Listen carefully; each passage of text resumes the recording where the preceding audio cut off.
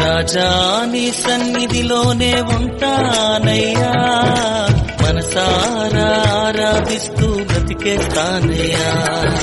రాజా నీ సన్నిధిలోనే ఉంటానయ్యా, మనసారా ఆరాధిస్తూ బ్రతికేస్తానయ్యా.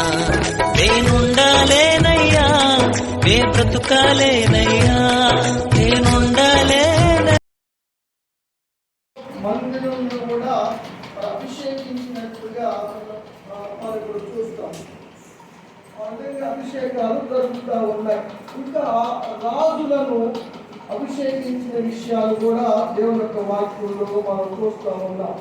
కొన్ని విషయాలు చెప్పి 5 గంటలకు ఇస్తాను. అందరూ అవుట్ లైన్ చెప్తూ ఉంటాను, వినండి. తర్వాత మనం ధ్యానం చేస్తాం. కానీ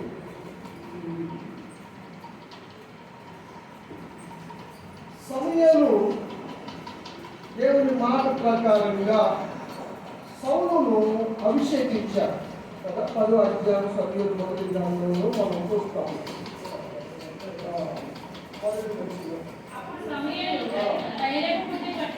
తైలపు బుద్ధి పట్టుకొని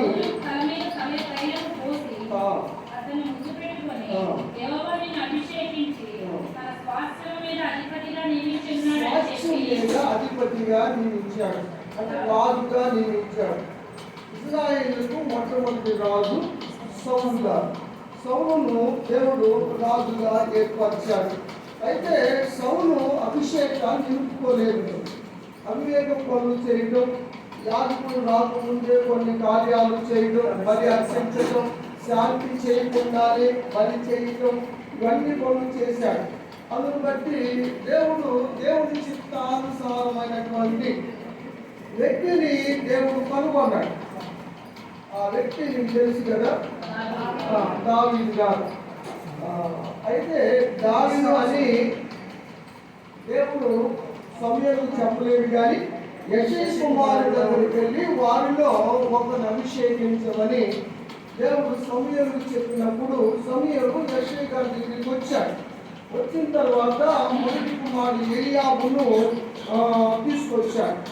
అతను చూసి చాలా బాగున్నాడు, చాలా ఎత్తుగా ఉన్నాడు, చాలా చూడటానికి కూడా చాలా శ్రేష్టంగా ఉన్నాడని సమూయేలు భావించినప్పుడు దేవుడు సమూయేలుతో చెప్పిన మాట, వైవేశ్యాన్ని చూడు మాట, దేవుడు వైవేశ్యాన్ని లక్ష్య పెట్టాడు, హృదయాన్ని లక్ష్య పెడతాడని చెప్పాడు. తర్వాత అభినాదాబును పిలిచాడు, అతను కూడా దేవుడు కాదన్నాడు. తర్వాత షమ్మాను పిలిచాడు. తర్వాత 7 కొడుకులు రమ్మన్నప్పుడు వచ్చినప్పుడు దేవుడు వారిని అభిషేకించమని చెప్పలేదు. అప్పుడు సమూయేలు అడిగాడు యెషై గారిని, ఇంకెవరన్నా ఉన్నారా, అందరూ నీ కుమారుడు ఇక్కడే ఉన్నారా అంటే, కొనసాగు వాడు ఉన్నాడయ్యా, వాడు గొల్లి కాస్తున్నాడంటే అతను పిలిపించమన్నాడు. అతను ఊళ్ళో ఉన్నాడా కూడా పిలిపిస్తే నేను కూర్చుంటానని కూర్చున్నాను. దావీదు రాగానే దేవుడు